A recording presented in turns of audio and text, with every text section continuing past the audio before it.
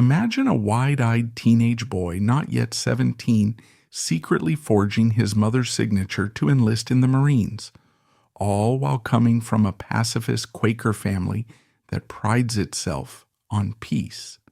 Fast forward a few years, and that same kid is charging into battle with bullets whizzing overhead, earning not one, but 2 medals of honor.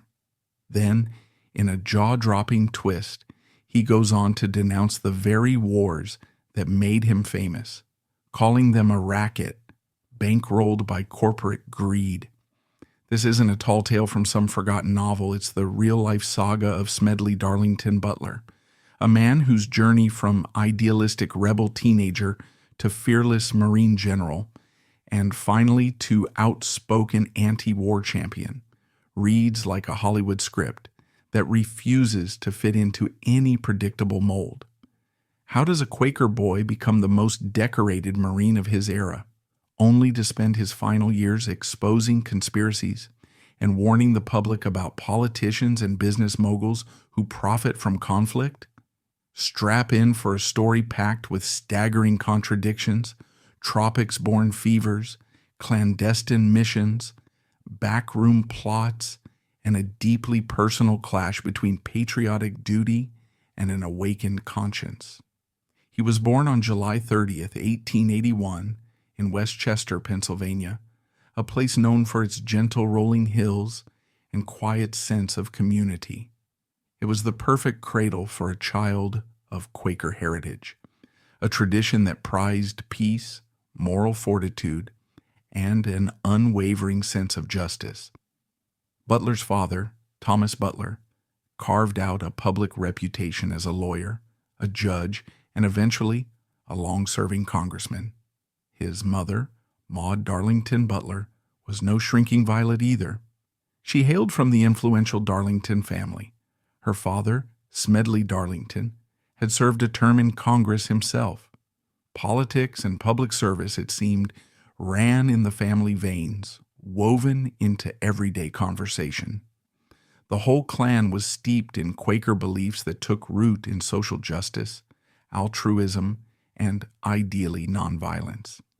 If destiny were measured by environment, the teenage Smedley should have become a teacher, a doctor, or perhaps an attorney like his father, leading a quiet life governed by the ideals of pacifism and community betterment.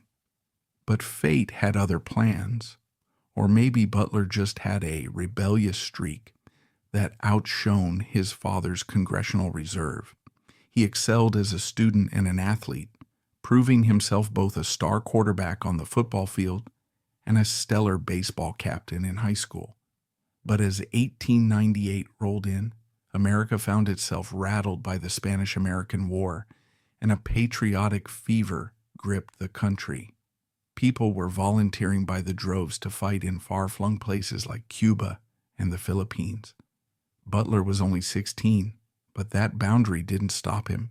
He was tall, determined, and impulsive, so impulsive, in fact, that he forged his mother's signature on enlistment papers, presenting himself to Marine Corps recruiters as if he were old enough to serve. By his own account, he was itching for action. 38 days shy of his 17th birthday, when he nailed down a second lieutenant's commission. For a kid hailing from a staunchly pacifist background, stepping into the uniform of the U.S. Marines was quite the plot twist. His first real brush with warfare came at Guantanamo Bay, Cuba. The Americans had seized the territory from Spain, and Butler arrived too late to witness the fighting. Yet he still soaked up the rough conditions, the tension in the ranks, the sense of destiny swirling around him. Officially, he never saw direct combat in that short stint, but that was enough to set his blood pumping with a love, or perhaps an addiction, to the adrenaline of military life. He returned from that experience with nothing but praise for the Marine Corps, feeling that he'd found his calling. Any Quaker misgivings about bearing arms had evaporated in the Caribbean sun. After Cuba, a next chapter waited halfway around the globe in the Philippines, where the U.S. was wrestling with local insurgents who, after shaking off Spain, weren't too thrilled about another foreign power stepping in. In 1899, Butler found himself leading 300 Marines outside Manila, trying to clamp down on armed resistance. As a green officer, not even 20 years old, he was fearless to the point of recklessness. Sources from the time suggest he led patrols through the tropical landscape, often ignoring conventional caution. He had a near constant risk of ambushes in the sweltering jungle. Once, out of sheer boredom or bravado, or both, he got into a drunken brawl with a sailor. That hot-headed moment saw him stripped of his command, only to be reinstated later, probably thanks to the political strings his father could pull. People at home might have frowned on his rowdier escapades, but within the Corps he was forging a reputation as a leader with guts and intensity. He was quickly learning the real price of war, the lost lives, the muddy and bloody chaos, and the moral ambiguities of subduing populations that might not have ever asked for American intervention in the first place. One might think he would have paused for breath after that.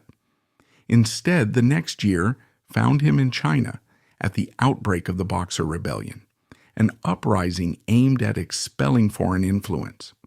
Butler joined the Expeditionary Force in Tientsin, where Allied armies from multiple Western nations advanced through hostile territory.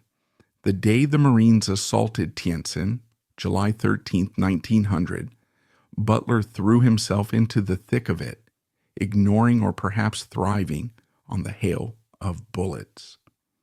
When an officer went down, Butler rushed through the gunfire to drag him to safety, only to be wounded in the thigh himself. A second bullet nearly ended his story right there, but it ricocheted off a uniform button, an artifact he would later keep in a special place, a private reminder of just how fragile life can be in the arena of war. The Marine Corps recognized his actions with a brevet promotion to captain, along with the Marine Corps Brevet Medal, making him one of only 20 Marines at the time who'd received that rare distinction. He was barely 19, with scars on his body and a smoldering ambition in his heart. Just 5 years after that, a whirlwind by any standard, he married a woman who, on paper, seemed every bit as calm and collected as he was intense and explosive. Ethel Conway Peters, also of Quaker roots, had a Bryn Mawr education and a temperament that complemented her husband's abrupt absences and mercurial adventures. Over time, the couple brought 3 children into the world: Ethel, Smedley Jr., and Thomas. Whenever the Marines whisked him away, Ethel stayed behind, tending to finances, family matters, and the swirl of rumor that inevitably surrounded a man so committed to danger. But that union with Ethel barely slowed his momentum. The early 1900s took him into what are sometimes collectively called the Banana Wars, interventions across Latin America and the Caribbean that many critics see as a means of protecting U.S. corporate interests, like fruit companies and canal projects, more than defending American security. Butler himself, decades later, would say he served as a gangster for capitalism, storming beaches and overthrows governments so that companies could keep profits rolling. But at the time, he had no such qualms. He was a Marine through and through, proud of the Eagle, Globe, and Anchor. In 1903, he was in Honduras chasing rebels through jungles so dense that disease spread faster than bullets. Mosquitoes weren't the only threat. His men encountered booby traps and at times engaged in close quarters fighting. Butler contracted malaria, one among a long list of tropical illnesses he'd endure, and yet he gained new respect from his commanding officers. Everywhere he went, he combined tough, on-the-ground leadership with a can-do swagger that made him popular among the ranks. His next big test came in Nicaragua in the early 1910s, after the U.S. government decided that the turmoil there threatened American financial interests. including the possibility of building a canal to rival Panama's. Butler trekked across swampy terrain, led amphibious landings, and advanced up rivers choked with hazards. It was dirty, unglamorous, punishing work, but it put another star on his resume. Little did he suspect that the experience would one day flavor his scathing critiques. At that time, though, he was a loyal soldier, content to do his job without dwelling on the moral implications of defending foreign farmland for bankers back home. Then came 1914 and the American intervention in Veracruz, Mexico. President Woodrow Wilson, concerned about arms shipments headed to the revolutionary government, sent in the Navy and the Marines to seize the port. Before that official action, Butler's Spanish fluency made him the perfect spy. He traveled incognito into Mexico City, disguised as a railroad worker to gather intelligence on fortifications and troop strength. He prowled the city's back streets, risking torture or execution if discovered. When the U.S. invaded Veracruz, Butler led Marines under a rain of sniper fire, capturing key positions. For his gallantry, he was awarded the Medal of Honor, the highest military decoration in the U.S., mind you. He was still in his early 30s, and he'd already racked up accolades and injuries that veterans twice his age might not have matched. Privately, he felt that the medal was an overstatement, even contemplating giving it back because so many of his men fought just as hard, and some had died. But he carried it anyway, occasionally hinting that it was a testament more to the complexities of war propaganda than to any singular act of heroism on his part. Ever wonder how a Quaker-raised Marine could end up leading a small strike team through a tunnel in Haiti, dodging bullets like a scene straight out of an action movie? That's exactly what happened to Smedley Butler in 1915. Sent to restore stability for U.S. interests, Butler found himself face-to-face with Haitian rebels, fierce fighters called the Cacos, who refused to bow down to foreign occupation. While some American officers balked at attacking Fort Riviere, Butler didn't flinch. He crawled into the fortress under a hail of gunfire, guiding just 44 Marines against hundreds of entrenched rebels. The audacity worked. They overwhelmed the Cacos in a stunning victory that earned Butler his second Medal of Honor, putting him in an incredibly exclusive club of double recipients. It also earned him the nickname Old Gimlet Eye, thanks to the penetrating stare that hinted at something more than bravado, possibly the first signs of a conscience grappling with the uncomfortable reality of U.S. corporate interests shaping his missions. When World War I ignited in 1917, Butler looked ready to jump into the European trenches. He'd climbed the Marine Corps ladder, proven himself in multiple campaigns, and yearned for a front-line role to test his skills against the German army. But his superiors had other plans. They recognized that Butler's real talent extended far beyond leading troops on the battlefield. He was also an exceptional organizer, a leader who could whip chaotic camps into shape in record time. So they stuck him in administrative and command roles stateside at first, frustrating his desire to get into the thick of combat. Eventually he was sent to France in 1918 to take charge of Camp Pontaine-Nez in Brest, a vital debarkation point where U.S. soldiers poured into Europe and later shuffled home after the armistice. The camp was overwhelmed by poor sanitation, infrastructure failures, and the general chaos that comes with thousands upon thousands of troops passing through. Butler, now a brigadier general and just 37 years old, turned the place around with an iron will. He improved the living conditions, introduced better rail systems to move supplies, and laid down strict rules that drastically cut down on disease and disarray. General John Pershing, commander of the American Expeditionary Forces, praised Butler as a bulldog with brains. By the time the war ended, Butler had racked up the Army and Navy, distinguished service medals, yet more proof that he was a man who thrived on making order out of turmoil. But if you assume that marked the pinnacle of his career, guess again. Returning home, he discovered a new challenge waiting in Philadelphia, where corruption, organized crime, and moral turpitude were swirling around City Hall. The mayor offered him a temporary position as director of public safety, essentially the city's crime czar, with sweeping powers over the police and fire departments. Butler accepted the role and promptly unleashed the same brand of no-nonsense discipline he'd honed in the Marines. He raided speakeasies, even those patronized by society's high rollers. He insisted police carry shotguns in their vehicles, a shocking measure for the era, and hammered city officials who turned a blind eye to graft. Naturally, Philadelphia's power brokers didn't appreciate being disrupted. Politicians and wealthy elites alike tried to muzzle him. After 2 years of pitched battles on the city's corrupt streets, Butler resigned in disgust. He later claimed it was worse than any battlefield he'd seen overseas. And mind you, this man had assaulted a Haitian fortress and tackled rebels in the Nicaraguan swamps.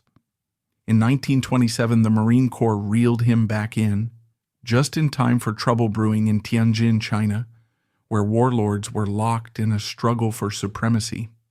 The U.S. government, worried about American companies like Standard Oil, deployed Marines to protect these interests. Butler, now a major general, negotiated with various factions, maintaining a precarious peace that ensured American assets stayed safe. But behind the scenes, he grew more uncomfortable with each new intervention. The pattern was undeniable. He and his Marines showed up, they fought or threatened to fight, and the winners were usually big corporations or foreign policy hawks in Washington. The losers were often local populations who had never asked for America's help. By the time he left China in 1929, he was among the youngest major generals in Marine Corps history at 48.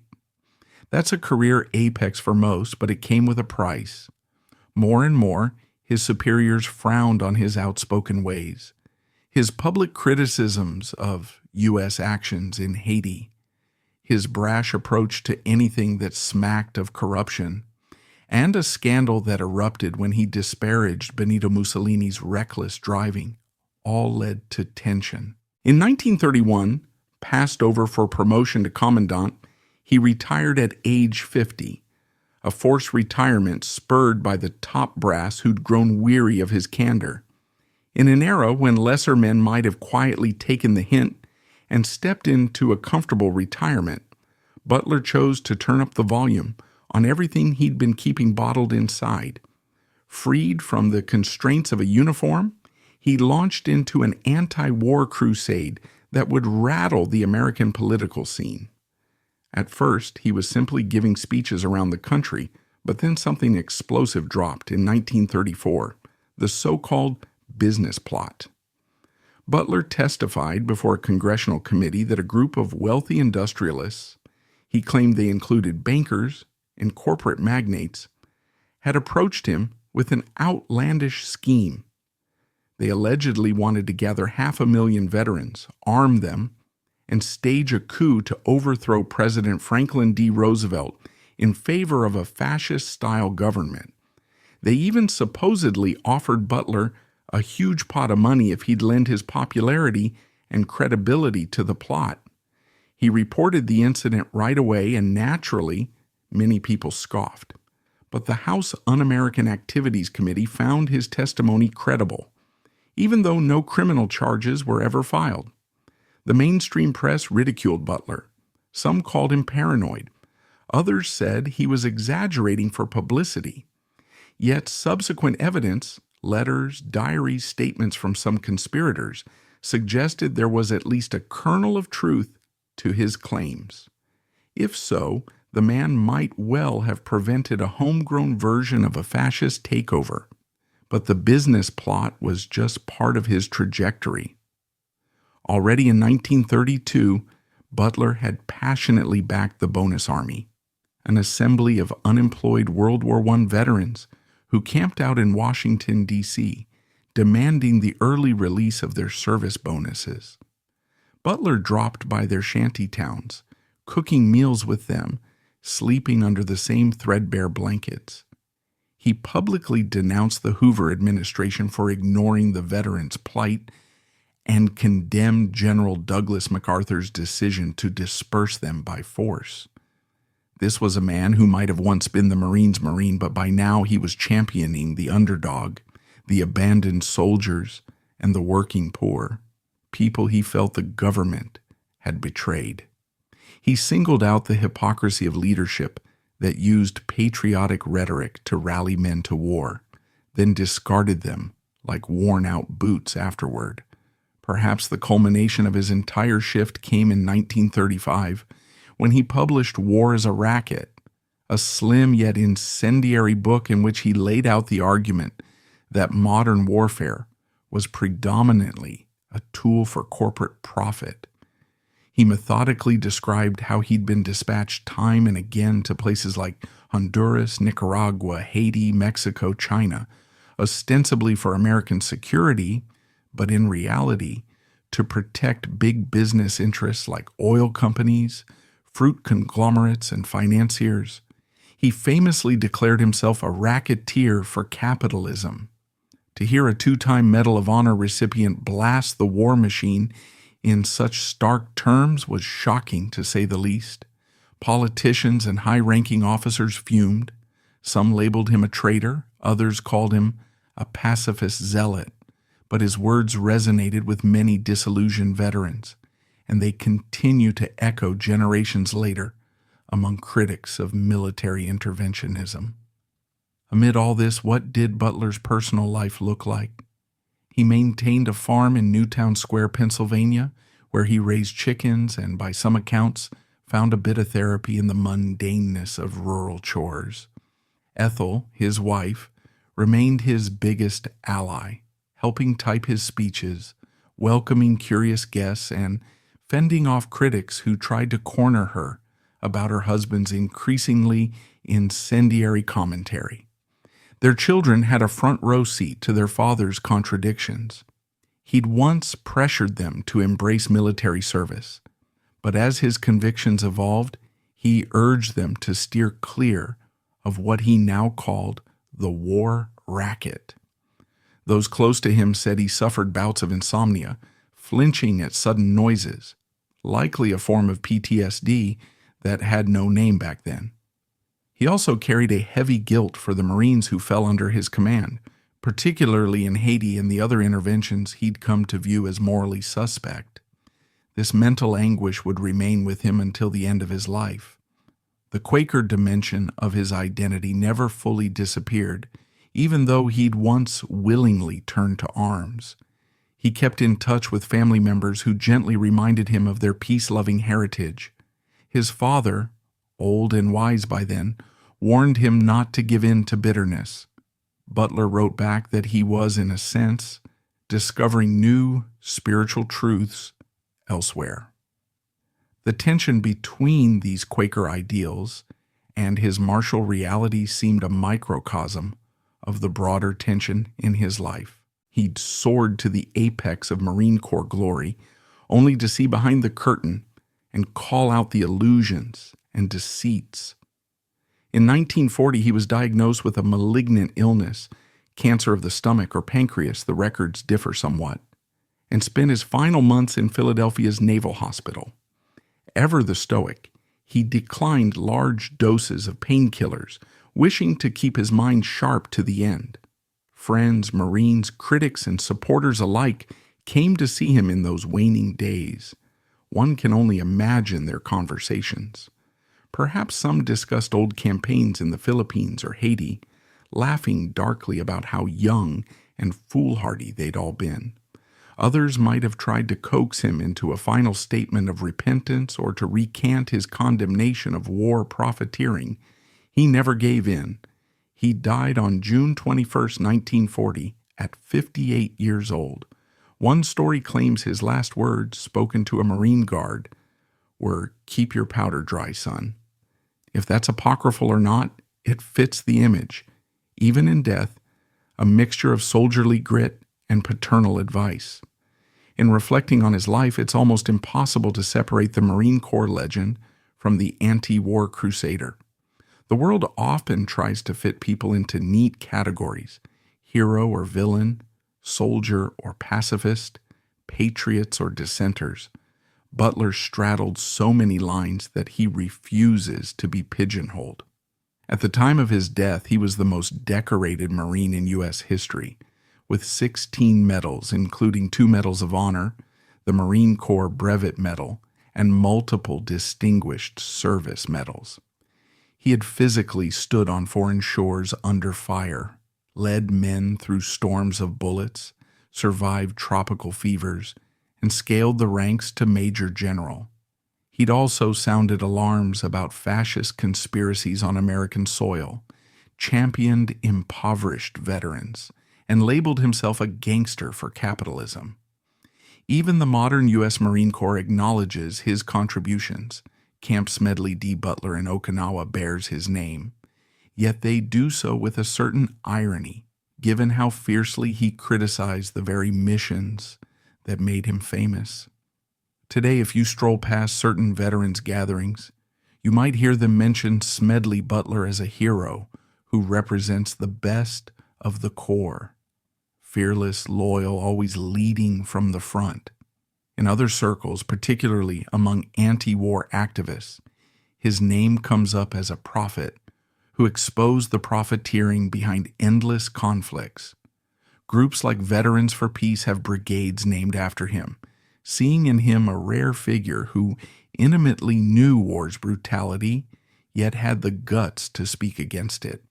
That duality might be the real essence of the man, a living contradiction who taught us that unflinching bravery on the battlefield does not always translate into agreement with the reasons the battle was fought in the first place. Perhaps his entire life can be read as an ongoing internal struggle, the Quaker upbringing urging him toward peace, the Marine uniform beckoning him to arms, the patriotic fervor of turn-of-the-century America pushing him toward heroism, and then the harsh realities of corporate-driven interventions awakening a sense of betrayal. He once said, "I spent 33 years and 4 months in active military service. I helped in the raping of half a dozen Central American republics for the benefit of Wall Street." The remarkable part is that this remorse and outrage came from a man who was no armchair critic. He'd gone out there, risked his life, and left pieces of himself in China, Haiti, Mexico, and the Philippines. For him, the condemnation wasn't theoretical, it was personal. There's another interesting point to his legacy. Although he is lionized now for his anti-war stance, he never actually turned into a complete pacifist. There's no record of him renouncing all forms of military action. Rather, he zeroed in on war's wage for exploitation and corporate gain, as opposed to clear-cut defensive necessity. He saw that lines can be blurred when powerful interests manipulate patriotism to feed their bottom line. If you read War is a Racket, it's easy to picture him leaning forward, jabbing a finger at his listeners, saying, "I was there. I know what I'm talking about."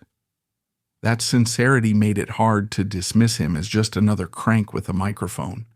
When he died, his funeral was held in his hometown of Westchester. He was laid to rest at Oakland Cemetery, a simple Quaker site for a man whose life had been anything but simple. The headlines acknowledged him as a heroic Marine turned whistleblower, though the term whistleblower wasn't in vogue back then. Over the decades, interest in his story has surged and ebbed. In periods of widespread disillusionment with war, such as the Vietnam era, his words found fresh audiences. Even in modern times, with controversies swirling around foreign interventions, big defense contracts, and corporate lobbying, some people dust off his speeches and realize they could be retweeted today without seeming the least bit outdated. If you look carefully, you'll find countless traces of Butler's influence in American culture. Marine cadets still learn about his battlefield exploits. Anti-war groups cite his quotes to push back against militarism. Conspiracy theorists hail him as an early figure who unmasked the collusion between politicians and big business. In Hollywood, while a film about him has never quite broken through in a big way, it's not for lack of drama. His life has enough swashbuckling escapades and moral conflict to power a blockbuster trilogy.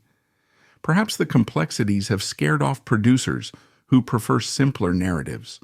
For a final mental image, picture an old black and white photograph. Smedley Butler in a stiff Marine uniform, chest bedecked with medals. That intense gimlet eye staring straight out of the frame as though challenging the viewer. He exudes discipline, seriousness, the epitome of the stoic warfighter. Now contrast that with the man on a stage in a civilian suit a decade later, fiery rhetoric, blasting the arms industry and the government, calling war a profiteering scheme. It almost seems like two different people, yet that was him, the same individual, torn between duty and an emerging conscience, guided at times by a rebellious spirit that refused to stay silent. Historians, veterans, and activists still debate Smedley Darlington Butler's place in the grand tapestry of American history. Was he primarily a courageous Marine who simply matured into a skeptic? Or was he always an odd fit, shaped by Quaker roots that eventually guided him to renounce what he'd once embraced? No single label suffices. He was simultaneously a patriot, a seasoned officer, a rebel, a truth-teller, and a product of an imperialistic era. He is proof that personal journeys can't be distilled into neat bullet points. People evolve, contradictions abound, and sometimes the greatest loyalty is to one's conscience, even if it means challenging the institution that shaped you. In the end, maybe the greatest tribute to Smedley Butler is that he left us with questions that remain relevant. Who profits when armies march off to foreign lands? Where is the line between genuine defense and profiteering? What does patriotism mean when you see behind the curtain of government and corporate agendas? Butler offered no easy answers, just the blunt candor of a man who once glimpsed those darker truths firsthand. Perhaps that's why, decades after his passing, his name can still electrify a conversation about war, duty, and the price paid by everyday soldiers who rarely see the bigger chessboard. Whether you consider him a hero, a heretic, or both at once, you can't deny the sheer drama and moral weight of his life story. From forging a signature at 16 to forging a global reputation as the Marine who went rogue against war, Smedley Darlington Butler carved his name into the annals of American lore. Unforgettable, controversial, and a testament to the idea that the bravest act of all might be admitting the system you served was never as noble as you once believed. And that wraps up today's video. If this video resonated with you, please give it a like, leave a comment with your feedback, and subscribe to stay updated on upcoming videos. Appreciate you watching.